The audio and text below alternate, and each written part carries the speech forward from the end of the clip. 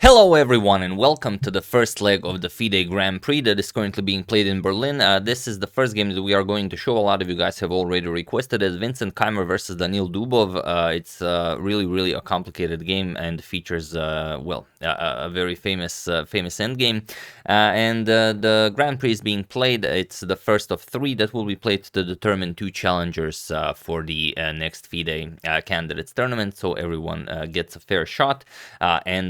Let's dive straight into it. We're going to discuss a little bit more about the tournament as it goes on. But this is classical chess, so plenty of time to think about the moves. Let me just fix the letter here on the little robot. Forgot about that since the previous video was a blitz game. There we go.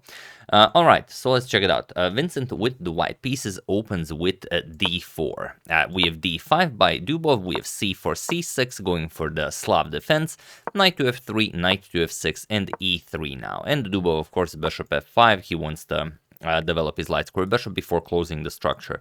So knight c3, we have e6. The bishop is now nicely out of the cage, and of course we go after the bishop. Knight h4. So we want to capture this bishop, as black spent quite a few moves developing it, and now is our chance to eliminate it and win the bishop pair. So bishop g6, we have knight captures and h captures. So now white wins the bishop pair. However, black has a fine pawn structure. You can see that all of the pawns in the center are on light squares. He has a dark square bishop that will be very strong here, and he already has a semi-open file for his rook. So bishop d2, continuing development, knight b to d7, and now there are a couple of moves that are very popular here, like rook c1, queen c2, g3, preparing the fianchetto of the light square bishop. Vincent goes for queen to b3. He goes after the b7 pawn, and Dubov defends it, queen to c7. We have c captures on d5, exchanging a pawn in the center, now saying that, okay, you can capture with the c pawn, but then I get the b5 square for my knight, so of course e captures on d5 is played, but now white is feeling very confident to castle queen side. So here we have castles queen side, and there are a couple of moves that reached this position, but here the move Dubov plays is a new one, and he goes for a5. And we're gonna discuss this position a little bit more because it's super interesting. For example, if you start the attack right away with c5, and why wouldn't you? The king is on c1. Then we see knight captures on d5, knight captures, queen captures, and you get the capture on d4 with a check, but it's not all that impressive. After king to b1, your king is in the center of the board, and those bishops are really ready to come and get you, and especially if something like d captures on e3, we're just going to play bishop a5, attack the queen, and once the queen moves, because you also have to keep an eye on the knight, the queen and rook battery is going for that d7 square. So after queen c6, bishop to b5. You can even trade queens here and you are still completely winning. Captures, there is no way to save the knight. It's game over. The rook d8 is impossible because the bishop covers this square. So it seems like black can launch an attack right away. That is not the case. So you could try something like bishop to e7, maybe just continue development, or you could try rook captures on h2, because why wouldn't you? The problem is this loses on the spot. It's a very sharp position. Rook captures, queen captures, and now queen captures on b7, attacks the rook, rook to b8, attacking the queen, for example. Now queen captures on c6, and this is just disgusting for black, that king in the center of the board, while black doesn't really have an attack, and you didn't even win a pawn. So that's why after all of this is considered, Dubov plays a5. This is a new move, so as of move 11, we have a completely new game. We have queen to c2 now. You don't want your queen here when that pawn starts marching forward, and now only now comes rook captures on h2. Again, you could start with c5, but you're not really attacking anything. There's a knight, queen, and king now on the c file, so it's not as dangerous. So instead, rook captures on h2 now. Now this can be played. It is, in fact, the best move. Rook captures, we have queen captures on h2, and now just a nice calm a3. Waiting to see what Dubov will do. And now again, a very sharp position. We could try with b5 right away, because I know you guys really want to play this. You want to play b5, b4, and win the game with black. However, that's not how chess works. White will play e4, and now after b4, there's even e5. And now look at this. B captures on c3. We're just gonna play queen captures on c3, and now your knight is hanging, but also queen captures on c6 is very dangerous. And now let's say knight e4. You You save your piece, queen captures on c6, we're gonna play rook b8, now comes bishop to b5. And how do you stop queen captures on d7? There's no good way to do this, the knight cannot go back to defend, the rook can't really help with this. If you play something like rook to d8, then bishop captures on a5, and black completely falls apart, and other than this, you really don't have a move. So your best idea would be something like rook captures on b5, and then we will capture on b5, and even if black trades further, knight captures here, we can play queen captures on d5 and now trap the knight. The knight has no escape square, while we're guarding the g2 pawn, so we don't allow queen captures here. And now after something like bishop e7, we're going to play king captures on d2, and you have a much better position. It's a rook against a knight and bishop, but white is much stronger. He has a beautiful center here. He can very easily create a pass pawn here, and that rook can very easily infiltrate black's position. So white would be much better here. So instead, we have bishop to e7 first, a couple of safety moves first, king to b1, and now knight to b6. The knight is now coming to c4. We have f3, controlling that knight on f6. Also, e4 is an idea in the future, and now knight to c4. A very nice attacker here. You can see that already some sacrifices might be incoming, like bishop captures, b captures, knight captures can pick up the queen, but it's very easily prevented. Oh, you could also capture the knight if bishop captures on c4, d captures. Now bishop e1, let's say you defend the pawn here. Now Dubov can strike with b5, but now it's very dangerous, and black's attack is happening. So instead of just a nice calm bishop to c1, and now we have b5, and now b5 is definitely a good push here. So the best way to counterattack, well, when you're attacked on the queen side, is to counterattack in the center. So Vincent pushes e4. This is what he prepared, and now again, a really interesting position where Dubov played b4, and who wouldn't? I mean, it's such a nice move to play, but b4 really weakens black's position, and that's one of the very few cases where b4 is not great to play. The real move here is something like rook to b8 or rook to c8 with extremely complicated play, but obviously b4 was a miss by Dubov. The idea is that after e5 and knight d7, there's this e6 move, and now after knight to f8, you can either capture on f7, but it doesn't really bring you all that much. So probably bishop captures on c4, b captures, and now even this knight captures on d5. This would be white's plan. C captures, queen to a4 check, king to d8, and now e captures on f7 with the idea of queen to e8. Very dangerous. Then we want to pick up the bishop. So queen has to go back to help defend the bishop. Now queen e8 check, king to c7. And now a nice calm rook to e1. You don't care about rook captures queen because the pawn will just bring another queen into the game. So bishop h4, we're going to save our bishop. And now rook e2. We're going to move the rook out of harm's way. For example, queen c6, we offer a queen trade, and the game continues. But it's a really complicated position.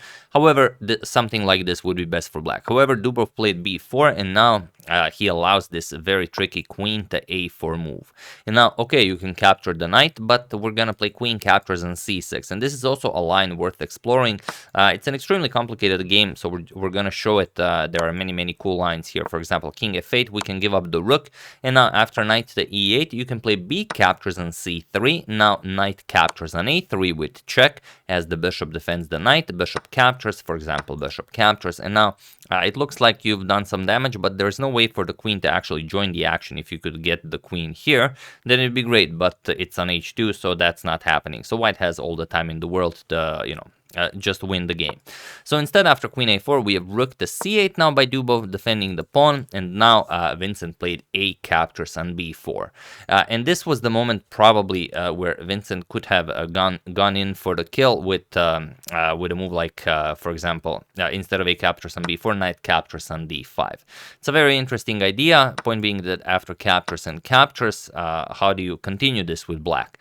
Black has this knight to b6 move, attacking the queen and the pawn here, and now we're gonna capture on a5, knight captures on d5, and now a4. This way white creates a pass pawn, and it's better for white, but still, after a move like b3, it's very double-edged. I'm sure Dubov would not mind playing this. So it's hard to say whether this is going for the win or you know, maybe to your doom, but it was in the position. But okay, a captures on b4 was played, but now comes bishop captures on b4, and now it's a little bit different. The same idea no longer works because the bishop guards the a5 pawn. For example, knight captures, e captures.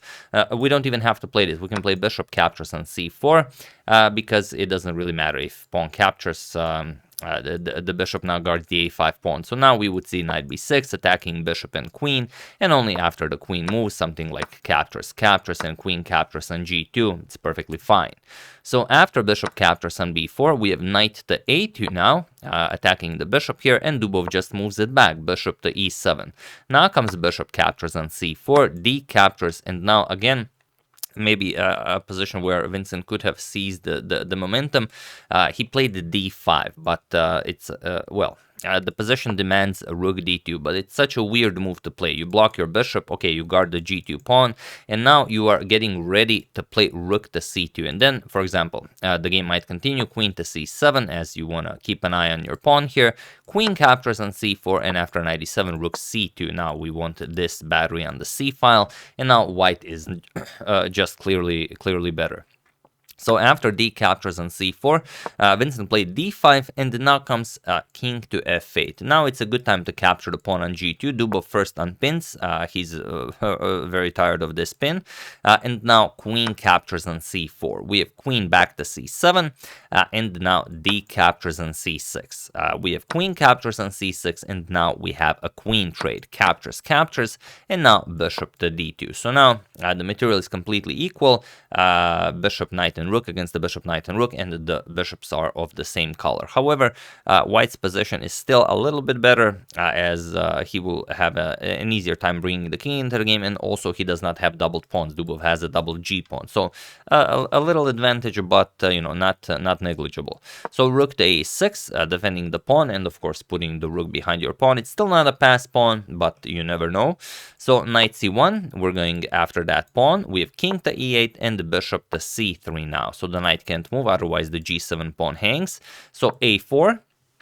Now king a2, we have g5, and now knight to d3. We have g4, trying to mess up white's pawn structure, knight to b4 now, attacking the rook, and here Dubov trades. We have captures, and now g captures on f3. We have g captures and knight to d7. So Dubov now got rid of his doubled pawn, and now the position is, well, very much equal. We have f4, rook to c6, and now bishop to c3, going after the g7 pawn. So knight to c5, asking white, are you maybe interested in that very nice pawn on g7? But then I'm capturing the e4 pawn. So rook d4, we have we defend this and also put more pressure on the a4 pawn if the knight moves. And now knight to e6, forcing a trade, the a4 pawn for the f4 pawn. So rook captures on a4, and now knight captures on f4. And now, okay, material is still equal, but bishop captures on g7, and now Vincent is up a pawn. So here we have f6, trying to maybe trap this bishop somehow, but it's very easy to get out. Bishop h6, we have knight to d3, and now rook to d4. Attacking the knight, we have rook to a6 check, king to b1, and now knight captures on b2. Here, Dubov realized that he is down a pawn, and that the easiest way to end this game is to just give up the knight for the two remaining pawns and go into a well-known theoretical draw. It's a well-known theoretical draw, but it's well, easily said than drawn. So here knight captures on b2, king captures, and now f5. That's why the bishop on h6 is not safe. Now we are just exchanging the pawn because the bishop has to move. So bishop to d2, and now f captures on e4, rook captures on e4, and we get this position. The black king is in check, but we have a rook and bishop against the rook. Now, we've done some videos on this topic, and as the story goes, this is a draw in theory. Although there are, if you consider table basis, the computers have solved this for us. Over between 40 and 41% of these positions are winnable for the side with the bishop, but in truth, it's more like 4%, because those other 36% are very very unnatural positions that would not arise in a normal chess game between two very strong grandmasters. So it's not easy to win this, although it's possible. For example, Grandmaster Keith Arkell had this position 18 times in a game, not this exact same position, but bishop and rook against the rook, and he won it 18 times out of 18. So that's one way to look at it. And Palbenko considered this ending the so-called headache ending, hence the title. So here, king to d7, we're gonna try and checkmate the black king somehow. King to b3, and now rook to a1. We have king to c4. We're gonna have to try and box in the black king, because you either win this by checkmating the black king right away, or by winning the rook first and then checkmating the black king. There's no other way. So rook to a6, and now bishop to b4. So now we're going to try to box the king in further. We have rook to e6, now comes rook to h4, king to c6, and now bishop to c5. So taking away squares from the black king, we have rook to g6, now comes bishop d4. We have rook to e6, and now rook to h1. So how can white make progress here? Rook to g6, and now rook to a1. We are hoping for rook a6 check to pick up the rook, so rook to g2. Now comes rook a6 check, we win a few more squares, king d7, now comes king to d5. And now comes the critical move that you should remember if you play this, rook to d2. We have to pin the bishop. Pinning the bishop allows you to successfully defend this game, because now after rook to a7 check, king moves, and it's very easy to make a mistake here. Here, king to d8 or king to e8 is fine, but if you play king to c8, just to give you an example of how tricky this endgame is, even though you've played the correct move and pinned the bishop, it's actually a forced checkmate in 18 moves. To give you an example, king to c6 now, we're threatening checkmate. We don't care about our bishop, so rook c2 check. Now we're going to play bishop c5. We're still threatening checkmate. So rook b2, ready to meet rook to a8 with rook to b8. Now we play rook to h7. Now we threaten this checkmate. So rook to d2, now getting ready to block the rook's check with rook to d8. Now comes rook to g7. We waste the move, and now as a black, what do you play? So black plays rook to d1. He cannot remain on the second rank. Rook to a7, again threatening checkmate. And now after rook to b1, we play bishop to a3. That's why we wanted the rook on the first rank. Now rook to c1 is no longer an option, so what can you play? Rook to b3, you have to keep an eye on that b8 square, otherwise rook to a8 is game over. And now we play bishop to d6. Now again, this check, and if rook blocks, we're just going to capture it with checkmate. So here, rook to c3 check, bishop to c5 now, and now rook to b3. Again, we are ready to meet a check with rook to b8, but now comes rook to c7 check, king to d8, and rook to f7, and there is no stopping checkmate now. Doesn't matter what you play, rook to f8 will be checkmate. That's just it. And of course, rook to e3 is impossible, as the bishop covers the e3 square. So that's how tricky it is to play this. So you can play king c8. Of course, Dubov played king to d8, and now we of course Vincent will try everything. He has 50 moves after the last piece has been captured and after the last pawn has been moved, and he will try his best. So king c5, we have king e8, rook to a1, king d7, king d5, we have rook to d3, rook to g1, rook d2, rook h1, king c7, rook h7 check, and now again king to d8. We're gonna see king e5, king to c8, and the bishop to c5. So of course he's hoping for a mistake. Dubov offers a rook trade, rook h8, king c7, bishop d4. This is all now very standard stuff, because if you know that the few tricks that are needed, you will be able to defend. But like I said, even grandmasters miss out on this. But in classical chess, okay, when you have plenty of time, it's a little bit easier to defend. So king c6, rook h6 check, king b5, king e4, rook e7 check now, king to d3, rook b7. We have rook e6, rook b8, rook to d6, rook b7, king to e4, trying a little bit of everything, rook h7, rook b6 check, now king c4, and now rook c6, king b5 back, rook c5 check, king b4, rook to c8, and now king to b5. We have bishop e5, rook h4 check, king to d5, now rook h5, rook to b8 check, king a5, and king to d4. We have king a6, bishop to c7, rook to b5, and rook to g8. So no easy way to do this. King b7, now comes king to c4, rook f5, bishop g3, and now king to c6. And here we have king to d4, and it was in this position on move 85 that they agreed to a draw. I don't believe they've met, that the 50 move rule was met. I just think that, yeah, it wasn't met. They just agreed to a draw. So, of course, you will always try, but then your opponent plays quickly. He shows you that he knows very well how to defend this confidently, and then, of course, there will be no point in continuing. But if you don't know what you're doing, like, you know, Keith Arkell managed to win 18 out of 18 games that he had such a position, and then it could be a problem.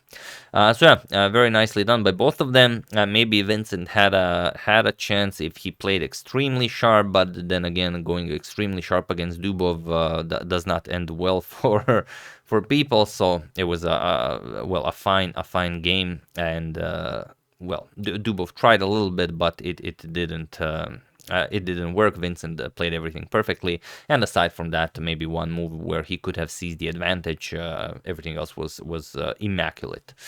So yeah, that's the game. Hope you guys enjoyed it. If you have a favorite one of your own, do share. I'm probably gonna do Aronian Vidit next, so prepare for that. I would like to thank Nagarjuna Ponugotti, GM Sox Rocks, the original Skakomatic, the Evans Gambit for being winning, and Ken Scott for a contribution to my channel. Thank you a lot. I really appreciate it. As usual, you can check two of my previous videos here. Thank you for watching, and I will see you soon, continuing the coverage of the FIDE Grand Prix until it ends, and of course checking up on your wonderful suggestions. So thank you all. I will see you soon, and have an excellent rest of your day.